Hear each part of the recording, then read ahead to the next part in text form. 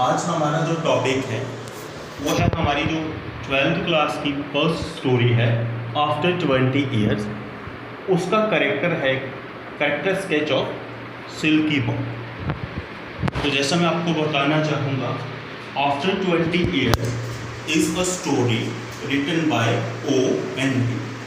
This story is based on the friendship of two friends, that is Jimmy Wells and Silky Bob. This story tells us that duty is always a duty and one should perform his duties under all circumstances. तो इस कहानी में दो दोस्त होते हैं। एक जो है, दोनों न्यूयॉर्क में रहते हैं। सिल्की बॉब जो है वो पैसा कमाने के लिए वेस्टर्न कंट्रीज में चला जाता है और जो जिमी वेल्स है वो यहीं पे रहता है। और जब वो बिछड़ते हैं तो वो वादा करते हैं कि हम 20 साल के बाद आज ही के दिन इतने ही बजे, जितने बजे हम बिछड़ रहे हैं, हम यहीं पे मिलेंगे। 20 साल के बाद जब सिल्की बॉब जो है वो वापस मिलने के लिए आता है तो जिमी वेल्स जो उसका दोस्त होता है वो एक पुलिस इंस्पेक्टर बन चुका होता है। सिल्की बॉब के आने से पहले ही उसको मैसेज मिल चुका होता है कि एक क्रिमिनल जो है, शिकागो पुलिस की तरफ से उसको बताया गया होता है कि एक क्रिमिनल जो है वो न्यूयॉर्क की तरफ आया है।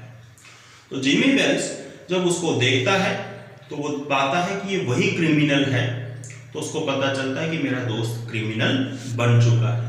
तो वो क्या करता है, वो वहां से चला जाता है और फिर दूसरे पुलिस वाले को भेजता है और वो दूसरा पुलिस वाला जो है वो उसको अरेस्ट कर लेता है। तो इस तरह ये कहानी जो है ये दो दोस्तों की दोस्ती पर भी है जो 20 साल के बाद एक दूसरे को मिलने के लिए आते हैं।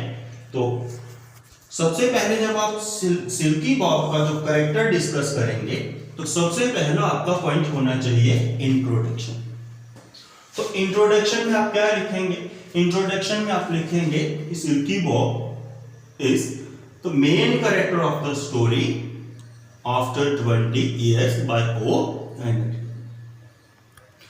तो उसके बाद आपको यही लिखना है कि he goes to best for earning money, he is an ambitious person, he leaves his native city and goes to western countries for earning money.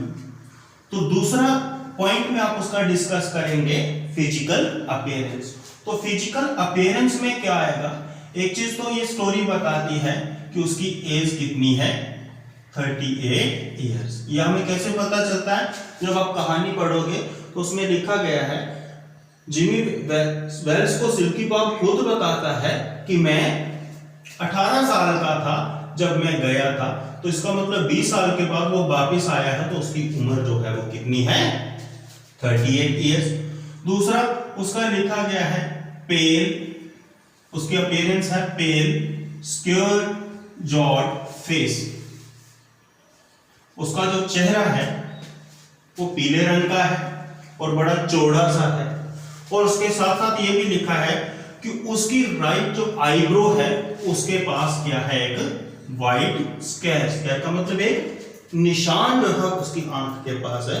तो आप फिजिकल अपीयरेंस में लिखेंगे कि Silky Bob is of 38 years, he had a pale scared jawed face and he had a scare near his right eyebrow।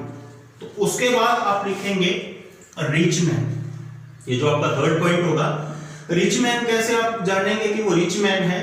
क्योंकि उसने जो कहानी बताती है कि उसने जो स्कार्फ पहना हुआ है उस स्कार्फ में क्या है, एक बहुत बड़ा डायमंड लगा हुआ है।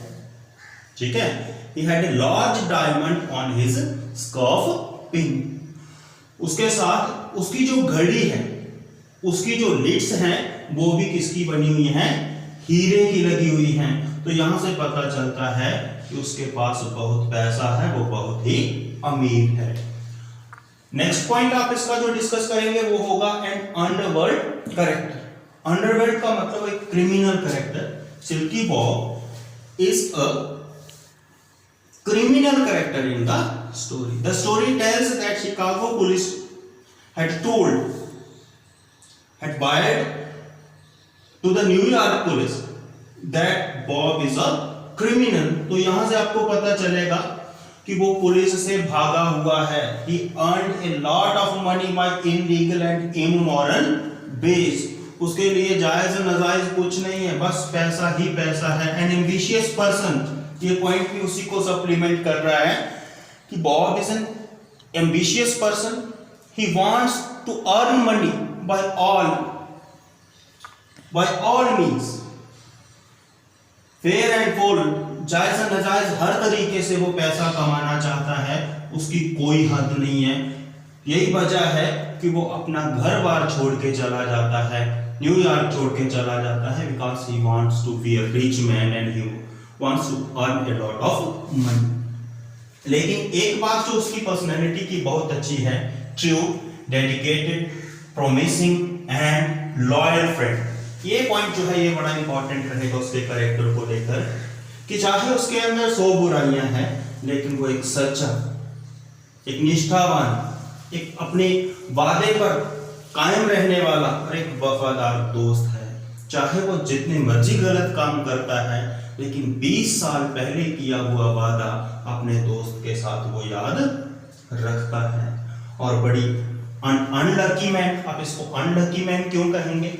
अनलकी मैन आप इसको इसलिए कहेंगे कि ये बड़ा दुखदायक हमें लगता है कि जब वो जिस दोस्त से मिलने आता है, वही दोस्त जो है अपने फर्ज के लिए उसको गिरफ्तार कर लेता है, उसको बताता है कि तुम पैसे के लिए एक क्रिमिनल बन चुके हो. ठीक है, to conclude we can say that Silky Bob is the main character of the story. All the incidents of this story are directly related to him. This story cannot move even a step without Silky Bob. This is